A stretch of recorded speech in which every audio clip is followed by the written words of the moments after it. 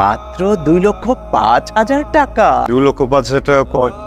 দেখো না স্কুটিটা কি সুন্দর তাই না? তাহলে আমি একবার ট্রায়াল দিতে চাই। তবে ম্যাডাম, আপনি যদি কিছু মনে না করেন, আপনাদের কি প্রিপারেশন আছে? ভাই আমরা পুরো প্রিপারেশন নিয়ে এসেছি, আমি শুধু একবার ট্রায়াল দিতে চাচ্ছি। ইমরান, চাবিটা নিয়ে আসো।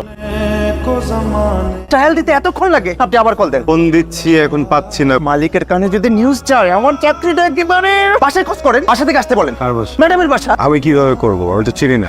মানে হচ্ছে 6 বছর সম্পর্ক, তো বাসায় এখনো যাওয়া হয়নি। তার মানে আপনার হাজবেন্ড ওয়াইফ না? চিন্তা করেন না, চলে আসবে তো। চিন্তা তো করবেন আপনি। কেন? ম্যাডাম যদি না আসে, টাকাটা আপনি দিবেন। আসসালামু আলাইকুম আব্বা। কাল থেকে তোমার ছেলেরে হাতে চুরি আর ফিতা বাইন্দা রাস্তায় ঘুরতে বলবা। সামান্য একটা মেয়ে যাকে দিন দুপুর বেলা ঘোল খাওয়াতে পারে, সে তো পুরুষ নামে কলঙ্ক। উইশ করো। কেন? আজকে আমার একটা স্বপ্ন পূরণ হতে যাচ্ছে। কি স্বপ্নটা? কি? তোমাকে আমি বলেছিলাম মনে হচ্ছে? আমার অনেক দিনের স্বপ্ন যে আমার একটা স্কুটি থাকবে। চাচু আজকে স্কুটি কেনার টাকা পাঠাইছে, আমরা এখন যাবো একটা স্কুটি কিনতে। এখন চলো। তুমি আমার সাথে এমনটা কিভাবে করলা? তুমি তো এমন মেয়ে না, কিন্তু কোনো ঝামেলাতে পড়ছো। আমাকে একটা ফোন দিতা, ফোন দিয়ে বলতা, আমরা কিছুই বুঝতেছি না। আচ্ছা, তুমি কি হসপিটালে আছো? তোমার কিছু হয়েছে? রায়হান ভাই, আরে আস্তাদ, অবস্থা বিয়ে শাদী করতে হবে না, আর 2 দিন পর তো মেয়ে পাবেন না ভাই। এটা কি পজিটিভ কইলি নাকি নেগেটিভ কইলি? নেগেটিভ ভাই, অবশ্যই নেগেটিভ। তুই আমার রক্তের সম্পর্কের কেউ না হয়েও তুই বিষয়টা নিয়ে ভাবতেছিস। সারাটা জীবন তো ভাই টাকাই কামাই গেলেন, টাকা পয়সা তো কম কামাইতেছেন না, বিদেশে এত টাকা কামাইতেছেন। আপনি একটু দেশে বিয়েটা কইরা বউ বাচ্চার পিছনে খরচ করেন। কইতেছোস? হ্যাঁ ভাই। সরি বলবো না তো কি করবো বলো? আমি জানি আমার জন্য তোমার অনেক অপমান সহ্য করতে হয়েছে তাই না? মানুষ যে কত খারাপ হতে পারে আমি না হারে হারে টের পাইছি এবার। জানো, একটা মেয়ে রাস্তার মধ্যে পড়ে আছে, মানুষজন ওই মেয়েকে মোবাইল, পার্স, ওয়ালেট এগুলো নেওয়ার জন্য ব্যস্ত হয়ে গেছে জানো। ওয়ালেট, টাকা যা গেছে এগুলো তো আমার পাওয়া যাবে। ওকে,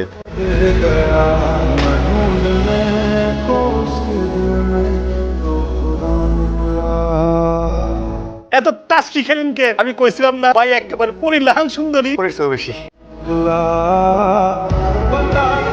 এই ভাই কই যান? কাজী অফিসে। কাজী অফিস? এখানে কাজী অফিস কই পেয়েছেন? আমার বড় ভাই রেস্ট হয়েছে গতকাল। ধুরু মিয়া, এটা একটা শুটিং স্পট, এখানে ফ্লোর ভাড়া দেওয়া হয়, শুটিং করা হয় এখানে। আমি নিজে ছিলাম তো কালকে বিয়েতে, আমি ছিলাম। আরে ভাই, কালকের পার্টি কাজী অফিসের সেট বানাইছিল, আজকে অফিসের সেট বানাইতেছে, একটু পর শুটিং শুরু হইব ভাই। এই ভাই ভাই ভাই ভাই শোনেন ভাই, কই যান?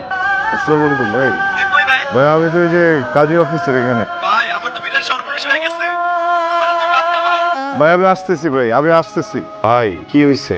সর্বনাশ, তোর ভাবি আমারে সর্বশান্ত করে পথে বসায় দিয়ে গেছে। উনি আবার কি করলো? কাল রাত্রে আমারে কইলো আজকে আমারে নিয়ে শপিং এ যাইবো। আমি যেন বেরোয়ার সময় তার দেন মোহরের যে পুরো 10 লাখ টাকা এনে নিয়ে যায়, সে তার নিজের অ্যাকাউন্টে জমা রাখবো। আমিও সরল মনে বিশ্বাস করে পুরো 10 লাখ টাকাই তার জন্য দিয়ে গেছি। আমি বিয়ে উপলক্ষে বিদেশ থেকে যে 10 ভরি স্বর্ণ আনছিলাম, সেটাও আমি তার হাতে তুলে দিলাম। বাড়িতে তোলার আগে এত কিছু? আরে তার সাথে আমার তো রেজিস্ট্রি হয়ে গেছে। তুই তো সাক্ষী, কয়দিন পরে তো কলমে পরে তারা আমি ঘরে তুলে নিয়ে যেতাম। এই না পুরোটা আনছো তো? একদম, এখন যাও তাড়াতাড়ি জমা দিয়ে আস। ব্যাংকের সামনে পুরো 1 ঘন্টা খাড়া ছিল, কিন্তু তারা আসলে কোনো নাম গন্ধ নাই। আমি শেষ, আমি তো পুরোই শেষ। দিন রাত এক করে মাথার কাপ পায়ে মেলা টাকা পয়সা উপার্জন করছি। আমার ভিতর কেন রেখে রাখছে?